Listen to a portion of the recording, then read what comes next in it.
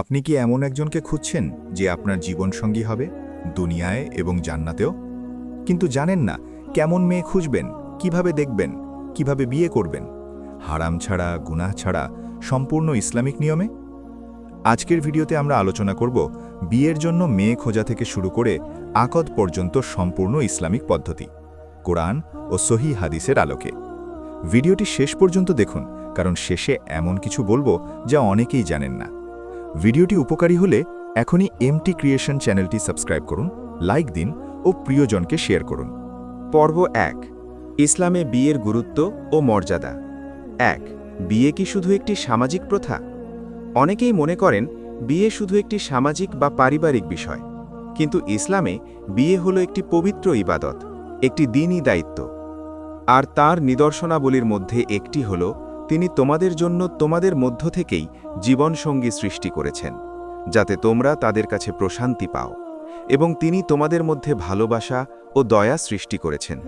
সূরা আর-রুম ৩০-২১। এই আয়াতে আল্লাহ বিয়েকে তার নিদর্শন বলেছেন, অর্থাৎ বিয়ে আল্লাহর একটি কুদরতের প্রকাশ। বিয়ে নবীজির সুন্নাহ। বিয়ে আমার সুন্নাত, যে আমার সুন্নাত থেকে মুখ ফিরিয়ে নেয় সে আমার উম্মতের অন্তর্ভুক্ত নয়। সহিহ বুখারী। নবীজি এই কথা বলেছেন, বিয়ে তার সুন্নাত, তাই বিয়ে থেকে বিমুখ হওয়া ইসলামের শিক্ষার বিরুদ্ধে। বিয়ে দিনের অর্ধেক। যখন কোনো বান্দা বিয়ে করে সে তার দিনের অর্ধেক পূর্ণ করে নেয়, তাই বাকি অর্ধেকের ব্যাপারে সে যেন আল্লাহকে ভয় করে। বাইহাকি, সহিহ সনদে। এই হাদিস আমাদের শেখায় বিয়ে শুধু ঘর বাঁধা নয়, এটি দিনদারির একটি বিশাল অধ্যায়। বিয়ে না করলে কি হয়? ইসলাম বিয়েকে ফরজে কিফায়া হিসাবে বিবেচনা করে, এবং কারোর জন্য এটি ওয়াজিব হয়ে যায় যদি সে হারামে পড়ার আশঙ্কা করে। হে যুবক, তোমাদের মধ্যে যে বিয়ের সামর্থ্য রাখে সে যেন বিয়ে করে, কারণ এটি দৃষ্টিকে সংযত করে এবং লজ্জাস্থান রক্ষা করে। সহিহ বুখারী। আর যে সামর্থ্য রাখে না সে যেন রোজা রাখে, কারণ রোজা যৌনতার তাড়না কমায়। বিয়ে হল হারামের বিরুদ্ধে সবচেয়ে বড় ঢাল। পর্ব ২। কেমন মেয়ে খুঁজবেন, ইসলামের মানদণ্ড। ১। সবচেয়ে গুরুত্বপূর্ণ গুণ, দিনদারি। অনেকে বিয়ের জন্য মেয়ে খোঁজার সময় প্রথমে দেখেন সৌন্দর্য, সম্পদ বা বংশ, কিন্তু নবীজি সবার আগে কি রেখেছেন? ৪টি কারণে মেয়েদের বিয়ে করা হয়: সম্পদ, বংশমর্যাদা, সৌন্দর্য এবং দিনদারি। তুমি দিনদার মেয়েকে বেছে নাও, তাহলে তোমার হাত ধন্য হবে। সহিহ বুখারী। নবীজি বললেন, ৪টি কারণ থাকলেও তুমি দিনকেই প্রাধান্য দাও। দিনদার মেয়ে মানে এমন মেয়ে যে নামাজ পড়ে, পর্দা করে, সৎ এবং আল্লাহকে ভয় করে। ২। দিনদারির পরে যা দেখবেন। দিনের পরে আরও কিছু গুণ দেখা ইসলামে অনুমোদিত এবং প্রস্তাবিত। ১। সতীত্ব ও চারিত্রিক পবিত্রতা। পুণ্যবান পুরুষ পুণ্যবতী নারীর জন্য এবং পুণ্যবতী নারী পুণ্যবান পুরুষের জন্য। সূরা আন-নূর ২৪-২৬। আল্লাহ পরিষ্কার করে দিয়েছেন ভালো মানুষ ভালো মানুষের জন্য। ২। স্নেহশীলা ও সন্তান জন্মদানে সক্ষম। তোমরা অধিক ভালোবাসাময়ী ও অধিক সন্তান জন্মদানে সক্ষম নারীদের বিয়ে করো, কারণ কিয়ামতের দিন আমি তোমাদের সংখ্যা নিয়ে অন্য উম্মতের সামনে গর্বিত হব। আবু দাউদ। ৩। কুমারী মেয়ে বিয়ে করা উত্তম। তুমি কুমারী মেয়ে বিয়ে করলে না কেন? তুমি তার সাথে খেলা করতে, সেও তোমার সাথে খেলা করত। সহিহ বুখারী। নবীজি সাল্লাল্লাহু আলাইহি ওয়াসাল্লাম জাবিরকে এ কথা বলেছিলেন। তবে পরিস্থিতি বিবেচনায় বিধবা বা তালাকপ্রাপ্তাকে বিয়ে করাও উত্তম কাজ। নবীজির বেশিরভাগ স্ত্রী এরকম ছিলেন। ৪। ঘনিষ্ঠ আত্মীয় না হওয়া উত্তম। দূরের কাউকে বিয়ে করো, কাছের আত্মীয়দের বিয়ে করলে সন্তান দুর্বল হয়। ইমাম আহমদ। আধুনিক চিকিৎসা বিজ্ঞানও এটি নিশ্চিত করেছে। অতিরিক্ত আত্মীয় বিবাহে জেনেটিক সমস্যা বাড়ে। ৩। সৌন্দর্যের ব্যাপারে ইসলামের দৃষ্টিভঙ্গি। ইসলাম সৌন্দর্যকে একেবারে উপেক্ষা করেনি, বরং এটিও একটি গুণ, কিন্তু এটি একমাত্র মানদণ্ড হতে পারে না। একজন মুমিনা নারী পৃথিবীর সবচেয়ে বড় নেয়ামত। সহিহ মুসলিম। তাদের চোখ সংযমী, তারা তাদের লজ্জাস্থান রক্ষা করে, এটাই তাদের জন্য অধিক পবিত্র। সূরা আন-নূর ২৪-৩০। বাহ্যিক সৌন্দর্য ক্ষণস্থায়ী, কিন্তু চারিত্রিক সৌন্দর্য ও দিনদারি চিরস্থায়ী। ৪। কোন ধরনের মেয়েকে এড়িয়ে চলবেন? ইসলামে কিছু নারীকে বিয়ে করা নিষিদ্ধ, হারাম, এবং কিছু থেকে দূরে থাকা বুদ্ধিমানের কাজ। হারাম: মা, বোন, মামি, ফুপু, খালা, শাশুড়ি, দুধমা, দুধবোন। তোমাদের উপর হারাম করা হয়েছে তোমাদের মা, মেয়ে, বোন, ফুপু, খালা, ভাতিজি, ভাগ্নি, দুধমা, দুধবোন। সূরা আন-নিসা 4:23। এড়িয়ে চলুন যে নারী নামাজ পড়ে না, পর্দা করে না, বেহায়াপনায় অভ্যস্ত এবং যার চরিত্র নিয়ে সমাজে প্রশ্ন আছে। পর্ব 3: মেয়ে দেখার ইসলামিক পদ্ধতি। 1. প্রেম বা গোপন সম্পর্ক কি জায়েজ? আজকের সমাজে গার্লফ্রেন্ড বয়ফ্রেন্ড সংস্কৃতি ব্যাপক হয়ে উঠেছে, কিন্তু ইসলাম কি বলে? ব্যভিচারের কাছেও যেও না, নিশ্চয়ই এটি অশ্লীল কাজ এবং নিকৃষ্ট পথ। সূরা বনী ইসরাঈল 17:32। কাছেও যেও না মানে শুধু ব্যভিচার নয়, যা ব্যভিচারের দিকে নিয়ে যায় তাও হারাম। বিবাহপূর্ব প্রেম, একা একা দেখা করা, নিজেদের মধ্যে ঘণ্টার পর ঘণ্টা কথা বলা, এসব নিষিদ্ধ। কোনো পুরুষ যেন বেগানা নারীর সাথে নির্জনে না থাকে। যখনই কোনো পুরুষ কোনো নারীর সাথে নির্জনে থাকে, তাদের তৃতীয় জন হয় শয়তান। তিরমিজি। ইসলামে ভালোবাসা আসে বিয়ের পরে, বিয়ের আগে নয়। বিয়ের আগের ভালোবাসা আসলে শুধু প্রবৃত্তির অনুসরণ। 2. মেয়ে দেখার শারিয়া সম্মত পদ্ধতি। ইসলাম মেয়ে দেখার অনুমতি দিয়েছে, কিন্তু নির্দিষ্ট নিয়মে। যখন তোমাদের কেউ কোনো মেয়েকে বিয়ের প্রস্তাব দেয়, সে যদি মেয়ের এমন কিছু দেখতে পারে যা তাকে বিয়ে করতে উৎসাহিত করে, তাহলে সে যেন তা দেখে। আবু দাউদ। নবীজি মুগিরা ইবনে শুবা রাদিয়াল্লাহু আনহুকে বললেন, মেয়েকে দেখো, কারণ এটি তোমাদের মধ্যে ভালোবাসা স্থায়ী করতে সাহায্য করবে।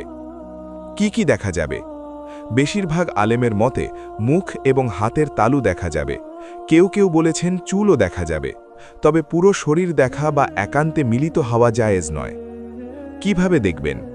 মেয়ের মাহরাম বা বাবা, ভাই বা চাচা উপস্থিত থাকবেন।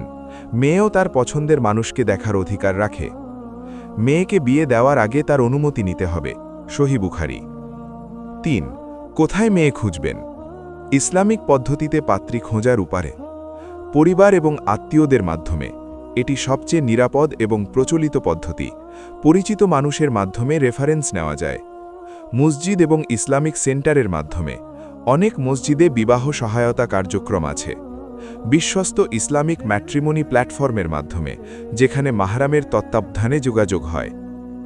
সোশ্যাল মিডিয়ায় গোপনে চ্যাট করে সম্পর্ক গড়া ইসলামে নিষিদ্ধ। সব সময় পরিবারকে জানিয়ে এগোন। 4. মেয়ের পরিবার সম্পর্কে খোঁজ নেওয়া। শুধু মেয়েকেই নয়, তার পরিবারকেও জানা জরুরি, কারণ বিয়ে দুটো পরিবারের মিলন।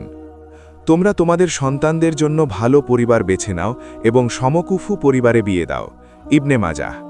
পরিবারের দিনদারি, আখলাক এবং সামাজিক মান সম্পর্কে খোঁজ নেওয়া সুন্নাহ।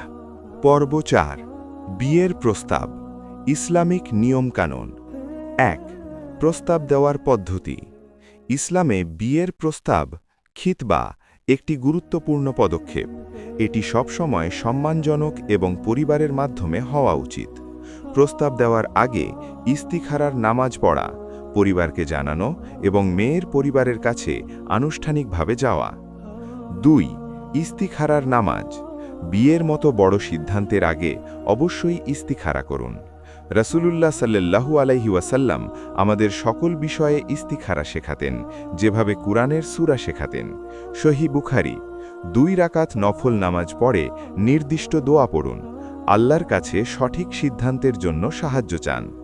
আইডিয়া: ইস্তিখারার পরে মন প্রশান্ত থাকলে এগিয়ে যান, অশান্ত থাকলে বিরতি নিন। অন্যের প্রস্তাবের ওপর প্রস্তাব নয়। কেউ যদি কোনো মেয়েকে বিয়ের প্রস্তাব দেয়, তাহলে প্রথম প্রস্তাবকারী যতক্ষণ না ছেড়ে দেয় বা অনুমতি না দেয়, ততক্ষণ দ্বিতীয় ব্যক্তি প্রস্তাব দিতে পারবে না। সহিহ বুখারী। মেয়ের সম্মতি অবশ্যই জরুরি। ইসলামে মেয়ের সম্মতি ছাড়া বিয়ে বৈধ নয়। জোর করে বিয়ে দেওয়া হারাম। কুমারী মেয়েকে তার অনুমতি ছাড়া বিয়ে দেওয়া যাবে না। সাহাবীরা জিজ্ঞাসা করলেন, তার অনুমতি কেমন? নবীজি বললেন, চুপ থাকাই তার সম্মতি। বিধবা বা তালাকপ্রাপ্তা নারীর জন্য মুখে সম্মতি জানানো বাধ্যতামূলক। পর্ব 5: আকদে নিকাহ, বিবাহের আনুষ্ঠানিকতা। 1. নিকাহের রুকন, মূল স্তম্ভসমূহ। ইসলামে বিয়ে বৈধ হওয়ার জন্য কিছু মৌলিক শর্ত পূরণ করা বাধ্যতামূলক। 1. ইজাব ও কবুল, প্রস্তাব এবং গ্রহণ। মেয়ের পক্ষ থেকে প্রস্তাব ইজাব এবং ছেলের পক্ষ থেকে গ্রহণ কবুল, একই মজলিসে সরাসরি বা প্রতিনিধির মাধ্যমে। নিকাহ হয় ইজাব এবং কবুলের মাধ্যমে। ইবনে মাজাহ। 2 ওয়ালি, মেয়ের অভিভাবক। মেয়ের পক্ষ থেকে ওয়ালি বাবা, দাদা, ভাই, চাচা থাকা আবশ্যক। ওয়ালি ছাড়া বিয়ে নেই। আবু দাউদ, তিরমিজি। যদি মেয়ের কোনো মাহরাম না থাকে তাহলে কাজী, ইসলামিক বিচারক ওয়ালির দায়িত্ব পালন করবেন। 3 দুজন সাক্ষী। বিয়ের সময় কমপক্ষে দুজন প্রাপ্তবয়স্ক বিশ্বস্ত মুসলিম পুরুষ সাক্ষী থাকতে হবে। ওয়ালি এবং দুজন সাক্ষী ছাড়া বিয়ে সম্পন্ন হয় না। আহমদ, বায়হাকি। 4 মহর, স্ত্রীর অধিকার। মহর স্ত্রীর প্রাপ্য অধিকার। এটি স্বামীর পক্ষ থেকে স্ত্রীকে দেওয়া আবশ্যক। আর তোমরা স্ত্রীদের তাদের মহর খুশি মনে দিয়ে দাও। তারা যদি স্বেচ্ছায় তার কিছু তোমাদের জন্য ছেড়ে দেয় তাহলে তা আনন্দের সাথে ভোগ করো। সূরা আন-নিসা 4:4। মহর, ইন্টারলুড। মহর কম হওয়াই উত্তম। নবীজি সাল্লাল্লাহু আলাইহি ওয়াসাল্লাম বলেছেন, সবচেয়ে বরকতময় বিয়ে হলো যাতে খরচ সবচেয়ে কম। 2 মহর কত হবে? সর্বোত্তম মহর হল যা সহজ। আবু দাউদ। নবীজি সাল্লাল্লাহু আলাইহি ওয়াসাল্লাম তার স্ত্রীদের মহর দিয়েছিলেন 500 দিরহাম। সহি মুসলিম। মহর অবশ্যই সুনির্দিষ্ট হতে হবে। টাকা, সোনা, সম্পত্তি বা অন্য কোনো মূল্যবান বস্তু হতে পারে। শর্ত হল উভয় পক্ষ সম্মত হওয়া। 3 নিকাহ পড়ানোর পদ্ধতি। নিকাহের শুরুতে খুতবা পড়া সুন্নাহ। নবীজি সাল্লাল্লাহু আলাইহি ওয়াসাল্লাম বলেছেন, প্রতিটি গুরুত্বপূর্ণ কাজ আল্লাহর হামদ ও সানা দিয়ে শুরু করো। কাজী বা ইমাম বলবেন, অমুকের ছেলে অমুক কি অমুকের মেয়ে অমুককে এত টাকা মহরে বিয়ে করতে রাজি আছেন? বর 3 বার বলবেন, কবুল করলাম। একইভাবে কনের পক্ষে ওয়ালি বলবেন এবং দুজন সাক্ষী সাক্ষ্য দেবেন। 4 বিয়ে ঘোষণা করা সুন্নাহ। বিয়ে প্রকাশ্যে করো এবং মসজিদে করো ও ডফ বাজাও। তিরমিজি। বিয়ে গোপনে না করে সমাজে প্রকাশ করা সুন্নাহ। এতে হারাম সম্পর্ক থেকে পার্থক্য বোঝা যায়। পর্ব 6 অলিমা ও বিবাহ অনুষ্ঠান। 1 অলিমার গুরুত্ব। অলিমা হল বিয়ের পরের ভোজ। এটি সুন্নাহ এবং ইসলামিক বিয়ের একটি অংশ। বিয়ের পরে অলিমা করা হক, কমপক্ষে একটি ছাগল জবাই করো। সহি বুখারী। সবচেয়ে নিকৃষ্ট খাবার হল সেই অলিমার খাবার যেখানে ধনীদের ডাকা হয় এবং গরিবদের বাদ দেওয়া হয়। সহি বুখারী। অলিমায় গরিব, আত্মীয় এবং প্রতিবেশী সকলকে আমন্ত্রণ জানানো উচিত। 2 ইসলামী বিয়েতে কি জায়েজ নেই। দুঃখজনকভাবে অনেক মুসলিম পরিবারে বিয়েতে এমন কাজ হয় যা ইসলামে নিষিদ্ধ। গান বাজনা ও মিক্সড পার্টি, যেখানে নারী পুরুষ একসাথে অবাধে মেলামেশা করে। বেপর্দা ও অশ্লীল পোশাক। বিয়ের অনুষ্ঠানেও পর্দা বজায় রাখা ফরজ। অপচয় ও বাড়াবাড়ি। ইসলাম অপচয়কে হারাম বলেছে। নিশ্চয়ই অপব্যয়ীরা শয়তানের ভাই। সূরা বনী ইসরাইল 17-27। যৌতুক দাবি করা। এটি ইসলামে হারাম এবং সমাজের জন্য ক্ষতিকর। সবচেয়ে বরকতময় বিয়ে হল যা সহজ এবং সুন্না মোতাবেক হয়। 3 সুন্না মোতাবেক বিয়ের রাতের আমল। যখন তুমি স্ত্রীর কাছে যাবে 2 রাকাত নামাজ পড়ো এবং দোয়া করো, আল্লাহ তোমাদের মিলনে বরকত দেবেন। তাবারানী। স্বামী স্ত্রীর কপালে হাত রেখে দোয়া পড়বেন। আল্লাহুম্মা ইন্নী আসআলুকা খায়রাহা ওয়া খায়রা মা জাবালতাহা আলাইহে ওয়া আউযু বিকা মিন শাররিহা ওয়া শাররি মা জাবালতাহা আলাইহে। অর্থ, হে আল্লাহ, আমি এই নারীর মধ্যে যা কল্যাণ আছে তা চাই এবং যা অকল্যাণ আছে তা থেকে আশ্রয় চাই। পর্ব 7 বিয়ের পরের জীবন, ইসলামিক দাম্পত্য। 1 স্বামীর দায়িত্ব। পুরুষরা নারীদের রক্ষক ও পরিচালক, কারণ আল্লাহ তাদের একজনকে অন্যজনের উপর শ্রেষ্ঠত্ব দিয়েছেন এবং তারা তাদের সম্পদ ব্যয় করে। সূরা আন-নিসা 4:34। তোমাদের মধ্যে সেই ব্যক্তি সর্বোত্তম যে তার স্ত্রীর কাছে সর্বোত্তম, আর আমি আমার স্ত্রীদের কাছে তোমাদের মধ্যে সর্বোত্তম। তিরমিজি। স্বামীর দায়িত্ব। স্ত্রীর ভরণ পোষণ, বাসস্থান, পোশাক ও নিরাপত্তা নিশ্চিত করা, স্ত্রীর সাথে সদাচরণ করা, স্ত্রীকে দ্বীন শেখানো এবং নামাজে উৎসাহ দেওয়া। 2. স্ত্রীর দায়িত্ব। যদি কোনো নারী 5 ওয়াক্ত নামাজ পড়ে, রমজানের রোজা রাখে, লজ্জাস্থান হেফাজত করে এবং স্বামীর আনুগত্য করে, তাহলে সে জান্নাতের যে কোনো দরজা দিয়ে প্রবেশ করতে পারবে। আহম্মদ। স্ত্রীর দায়িত্ব, স্বামীর বৈধ আনুগত্য করা, সংসার ও সন্তান লালন পালনে সহায়তা করা, স্বামীর সম্মান ও সম্পদ রক্ষা করা। 3. ঝগড়া ও মতবিরোধ সমাধান। আর যদি তোমরা স্বামী স্ত্রীর মধ্যে বিচ্ছেদের আশঙ্কা করো, তাহলে স্বামীর পরিবার থেকে একজন মধ্যস্থতাকারী ও স্ত্রীর পরিবার থেকে একজন মধ্যস্থতাকারী পাঠাও। সূরা আন-নিসা 4:35। সর্বোত্তম মানুষ সে যে ভুল করলে ক্ষমা চায়। বুখারী। প্রতিটি দাম্পত্য সমস্যার সমাধান কোরআন ও হাদিসে আছে। ডিভোর্স সবশেষ পদক্ষেপ। সুখী দাম্পত্যের ইসলামিক রহস্য। নবীজির দাম্পত্য জীবন থেকে আমরা শিখি। হজরত আয়েশা রাজিয়াল্লাহু বলেন, নবীজি ঘরে থাকলে পরিবারের কাজে সাহায্য করতেন। হজরত খাদিজা রাজিয়াল্লাহু সম্পর্কে নবীজি মৃত্যুর পরেও সর্বদা ভালো বলতেন। নারীদের সাথে ভালো ব্যবহার করো, কারণ নারী পাঁজরের হাড় থেকে তৈরি। পাঁজরের হাড়ের সবচেয়ে বাঁকা অংশ হল উপরেরটি। যদি সোজা করতে যাও ভেঙে ফেলবে, আর এমনি রাখলে সব সময় বাঁকা থাকবে। তাই নারীদের সাথে উত্তম ব্যবহার করো। সাহিহ বুখারী। প্রিয় দর্শক, আজকের ভিডিওতে আমরা জানলাম কেমন মেয়ে খুঁজবেন, কিভাবে দেখবেন, কিভাবে প্রস্তাব দেবেন, নিকাহের নিয়মকানুন এবং বিয়ের পরের দাম্পত্য জীবন সম্পূর্ণ ইসলামিক পদ্ধতিতে। মনে রাখবেন, সুখী দাম্পত্যের মূল রহস্য হল আল্লাহকে কেন্দ্র করে জীবন গড়া।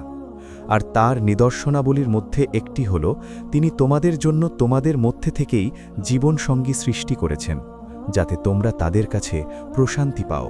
সূরা আর-রুম 30-21। আল্লাহ আপনাকে একজন নেককার জীবনসঙ্গী দান করুন। আমিন। ভিডিওটি উপকারী হলে এখনই এমটি ক্রিয়েশন চ্যানেলটি সাবস্ক্রাইব করুন, লাইক দিন ও প্রিয়জনকে শেয়ার করুন। জাযাকুমুল্লাহু খায়রান।